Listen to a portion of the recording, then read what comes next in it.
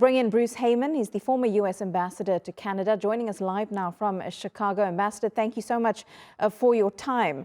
Now, before this announcement from Biden, you called on him to step down. Tell us why you thought that was the right move.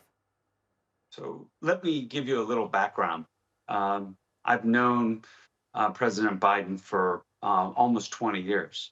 I worked with him very closely in the campaign when he was the vice presidential nominee and then vice president of the United States.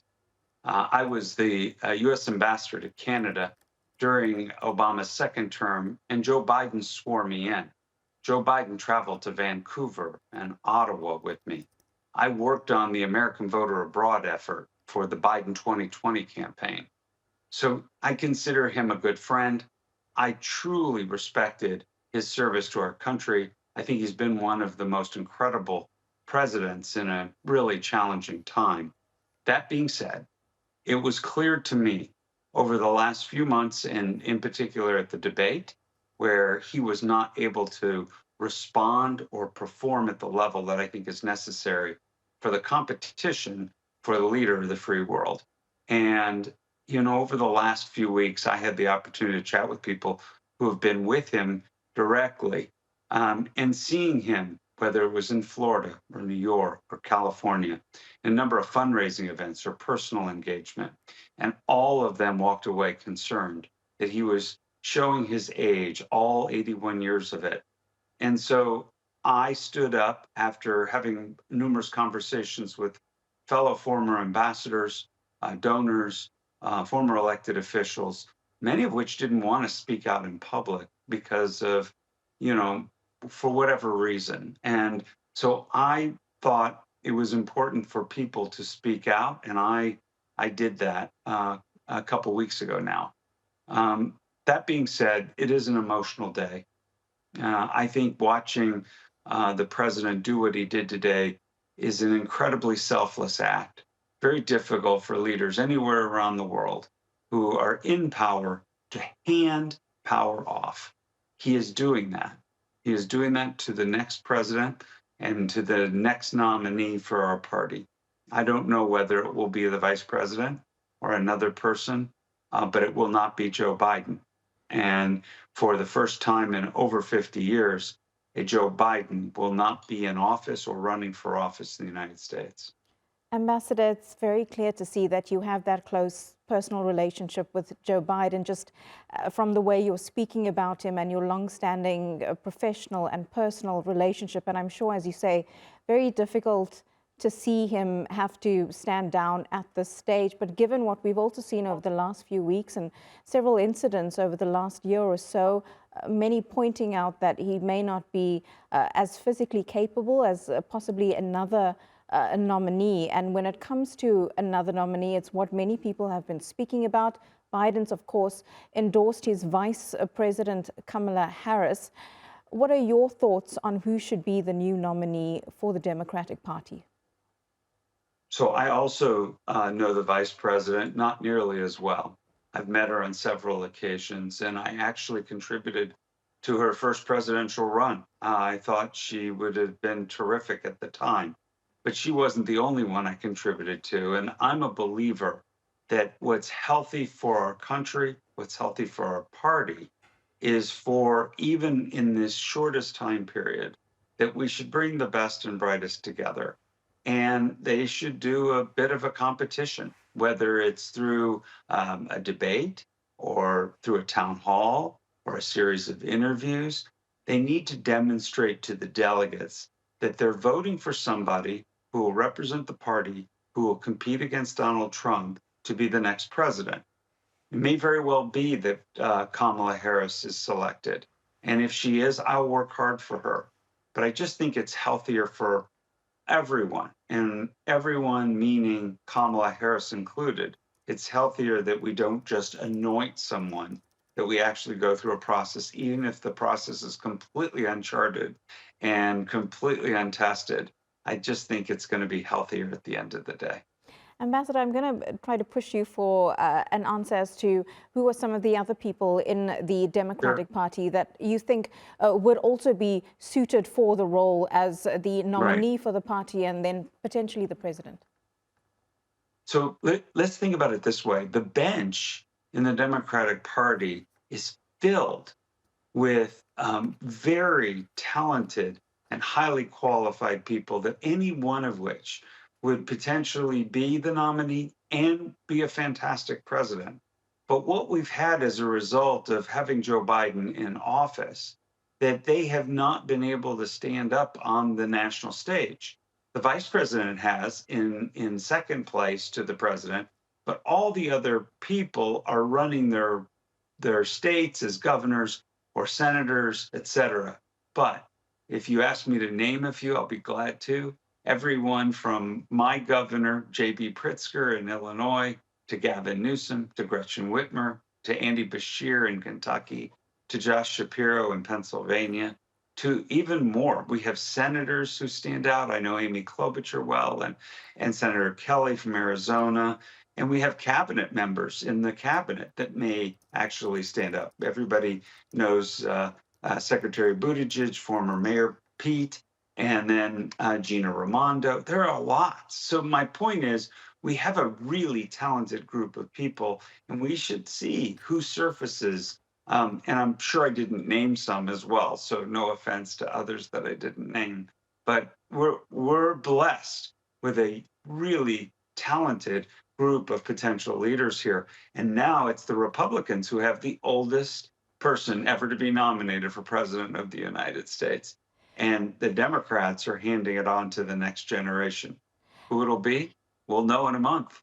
We'll know in a month, indeed. There's so much happening in U.S. politics at the moment that in the next few weeks it's going to be pivotal to see what either side does here. And I would think that the new nominee and, of course, Donald Trump himself as the Republican nominee, they need to do a lot here to also win over the millions of Americans who are undecided about who they will be voting for come November, because we have seen in the last week after Donald Trump's assassination attempt, that is what the narrative was. Everybody was speaking about that. Everybody speaking about how he survived it. He used that during the Republican National Convention to address several issues. And there was real unity, it seemed, among Republicans. Do you think that at the Democratic National Convention, something similar will have to happen to really show a united front to appeal to those voters who haven't yet decided where they will or who they will vote for come November?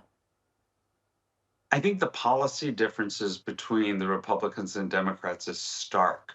I mean, it's as different as light and dark and up and down. I mean, women's rights, environmental standards, how we think about our allies in the world and the role of the United States on the world stage, trade and tariffs versus not, taxation, everything is stark and easy for individuals to align themselves on a policy basis. What made it hard was they were looking at the two candidates themselves and trying to make a decision based on the character of the person as well as the health and well-being of the person. I think once we take away now Joe Biden's health issues and his longevity issues that he was facing, that everything is going to turn on this stark difference of policy, and also the one candidate who stands out as being, convicted multiple times, who led an insurrection, who's been impeached twice. So it's going to be an easier decision for people to make who were challenged when Joe Biden was in the race because of just over the last few weeks what was happening. Indeed, Bruce Heyman, really good to get your thoughts, and I'm hoping you will be able to stay with us just a little bit longer as we look at Kamala Harris. She really was and is a first for the United States, the first woman, Black person, or person of South Asian descent to serve as the Vice President of the United States. A recent poll from the AP Nork Center for Public Affairs Research found about 6 in 10 Democrats believe she will do a good job in the top slot. About 2 in 10 Democrats do not believe that this will be the case.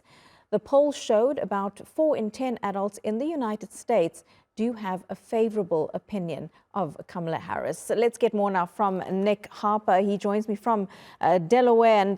And Nick, just looking at some of those statistics, a bit of a mixed bag there for Kamala Harris. But it seems that she may have more momentum now that she has the endorsement from the U.S. President Joe Biden, as well as several other senior Democrats. Well, that's right. I mean, those polls were obviously taken before this bombshell announcement. I think the polls in the coming days will give more of a reflection about how voters across America now feel. But you're right, there is that huge potential that she gets momentum out of this announcement and potentially she can run with it. In terms of momentum, it's really all been on the Republican side over the last couple of weeks after that disastrous debate for Joe Biden 3.5 weeks ago.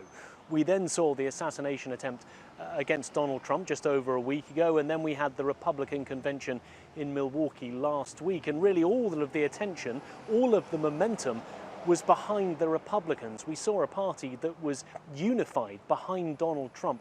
Incredible amounts of unity at that convention, a real stark contrast to conventions of the past where Donald Trump has been the nominee. We saw rank and file members, but also rivals who had gone against him in the primary season, like Florida Governor Ron DeSantis, the former UN Ambassador Nikki Haley. They were fully behind Donald Trump, giving headline speeches in front of the convention. And during that time, of course, the Democrats were the party of disunity. Perhaps that now changes with Kamala Harris being fully endorsed by the president. However, significant questions still remain about whether or not she will become the nominee and how that process will now unfold, because in theory it shouldn't be an automatic coronation, as it were, Joe Biden passing the mantle to her. There should now be a democratic process where Democrats within the party get an opportunity to vote for her as the nominee. It's unclear if that will happen. It could anger some if it doesn't happen, but I guess the hope is, at least from Joe Biden, from Kamala Harris, there will be momentum within the party from party members who've been worried about the direction of the party, now feeling that there is a solid candidate who isn't being questioned about their mental agility, about their age, about their fitness for office. The hope is that the Democrats will now be able to unify behind Kamala Harris and really take this race forward. We'll leave it there for now. Nick Harper in Delaware. Thanks so much, Nick. And we're going to go back to Bruce Heyman, the former U.S. ambassador to Canada. He's speaking to us from Chicago. Ambassador, it's good to speak to you again. And earlier you were telling us about this 20-year friendship that you have had with Joe Biden. You do know him well, and of course you consider him a friend. With that in mind, everything that we've seen over the last few weeks has spoken so much, as we've heard there from Nick, about his mental agility, his fitness, his age. But aside from that, Joe Biden is a political legacy. He has served for decades for his country as a senator, as a vice president, as a president. When it comes to his legacy for you, what are the moments that stand out? Wow. You know, you're right. He has such a long tenure that there will be so many times that he has led in various fields that might stand out. But for me, winning the presidency against Donald Trump, and so everybody's clear, we had 160 million people vote in 2020. And people all talk about how Joe Biden had 7.5 to 8 million more votes than Donald Trump. That's true. But we don't elect our presidents by popular vote. We elect them by what is called the Electoral College. And how does that work? Each state has so many electors. How many do they have? It's the number of congressmen and women and the number of senators they have. And so you add all that up, plus Washington, D.C., and you get to 538. You need 270 to win. And Joe Biden actually only won the last presidency by 45,000 votes in 3 swing states, Georgia, Wisconsin, and Arizona. That's how close this election was. 45,000 votes out of 160 million votes cast.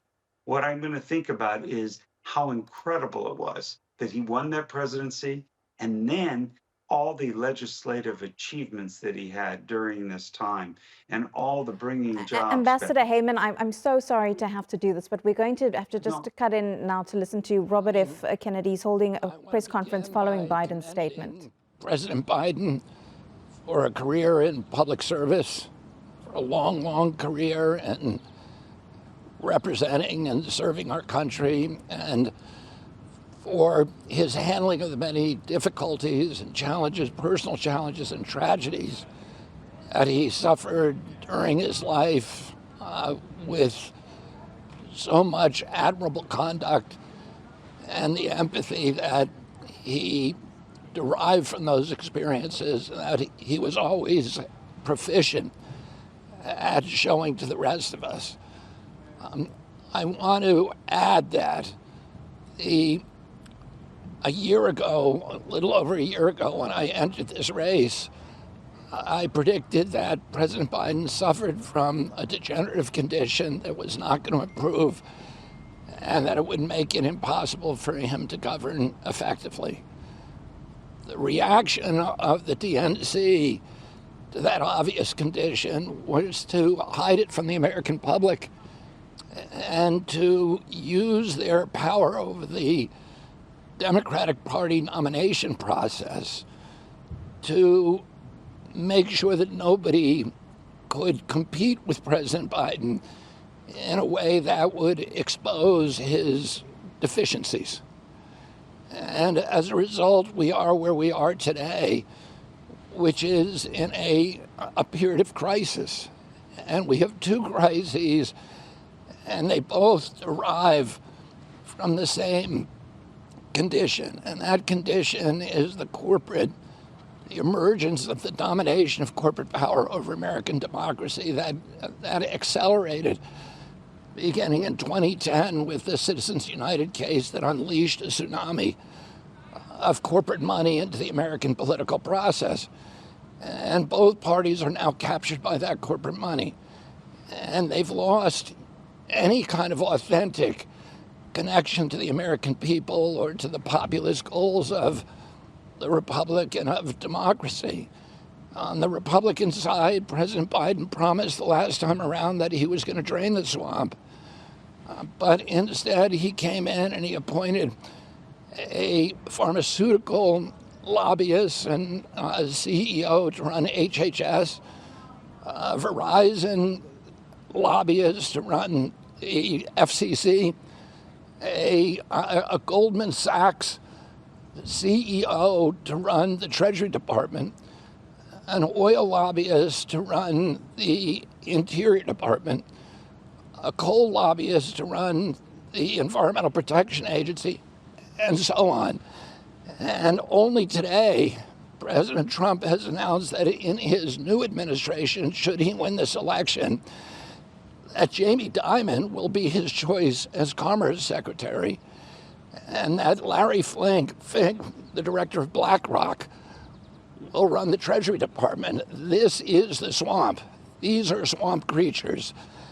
And his pick as vice president is a salute to the CIA and to the intelligence community and to the military-industrial complex. Their gravy train is going to continue. Okay, we've been listening there to Robert F. Kennedy. He is an independent presidential candidate, of course, coming from the highly influential Kennedy family. And he started there by commending Joe Biden for withdrawing from the race and also speaking about the many challenges that Biden has faced in his personal and professional career.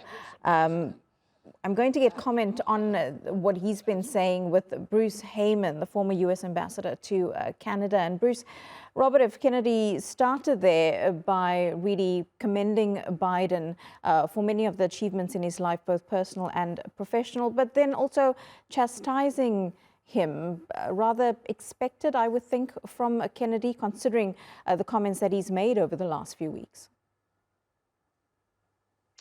Really disappointing. Robert Kennedy Jr. is not really an effective representative of his family or much of our country.